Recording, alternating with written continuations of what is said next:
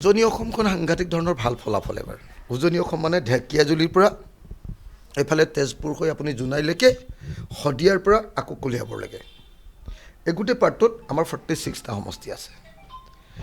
এই উজনি অসমৰ 46টা সমষ্টিৰ মই আপোনালোকক সঁচাকৈ ক'ব পাৰোঁ আজিৰ দিনটোত 33টাতকৈ কম সমষ্টি আমি জয়লাভ নকৰোঁ।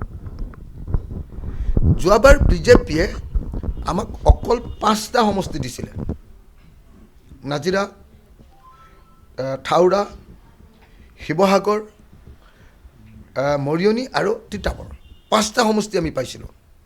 এইবাৰ 5টা সমষ্টি আমি বিজেপিক দিম, ৰাইজে বিজেপিক দিব 5টা সমষ্টি NDA সকলক, আৰু বাকী গোটাইবিলাক সমষ্টি এইবাৰ বিৰোধী পক্ষৰ পক্ষত আহিব। মই নামনি অসমৰ বিষয়ে নাজানো, এতিয়ালৈকে যোৱা নাই, কাইলৈৰ পৰা আৰম্ভ কৰিম। কিন্তু উজনি অসমৰ বিষয়ে মই কনফাৰ্ম হৈছোঁ। কালি মই নিজে লুৰিণজ্যোতি গগৈৰ কেম্পেইনিঙত গৈছিলোঁ। লুৰিণজ্যোতি অনায়াসে তাত জিকিব। মই ধৰক শিৱসাগৰত জিকিম, জ্ঞানশ্ৰী মৰিয়নিত জিকিব, যোৰহাটত আমাৰ গৌৰৱ গগৈ জিকিব। এনেকৈ যদি চাওঁ গোটেই উজনি অসমৰ এটাও চিট নাই যিটো চিটত বিজেপি বা অসম গণ পৰিষদ জিকিব পাৰে, এটাও চিট নাই। তো বিশেষভাৱে মানুহবিলাক ক্ষুণ্ণ এইকাৰণে যে এইবাৰ বিজেপিয়ে উজনি অসমত আঞ্চলিক শক্তি, সদায় আপোনালোকে জানে যে উজনি অসমটো আঞ্চলিক শক্তিত শক্তিশালী, জাতীয়তাবাদী মানুহ উজনি অসমৰ মানুহ।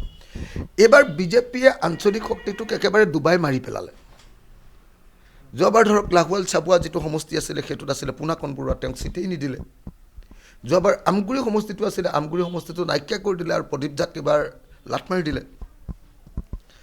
যোৱাবাৰ দেৰগাঁও সমষ্টিত অসম গণ পৰিষদৰ বিধায়ক আছিলে, এইবাৰ দেৰগাঁও সমষ্টিটোৰো নাইকিয়া কৰি দিলে। অকল টিয়ক সমষ্টিটো দিছে, কিন্তু টিয়কৰ মানুহজন অসম গণ পৰিষদৰ নহয়, তেওঁ বিজেপিৰ। সেইকাৰণে টিয়ক সমষ্টিটো দিছে। তাৰমানে শদিয়াৰ পৰা কলিয়াবৰলৈকে অকল কলিয়াবৰ আৰু টিয়ক দুটা সমষ্টি দিছে। তাৰ ভিতৰত টিয়কৰ যিজন MLA প্ৰাৰ্থী সেইজন হ'ল বিজেপিৰ কেণ্ডিডেট। গতিকে আঞ্চলিকতাবাদক একেবাৰে ধুই চাফা কৰি পেলালে হিমন্ত বিশ্ব শৰ্মাই।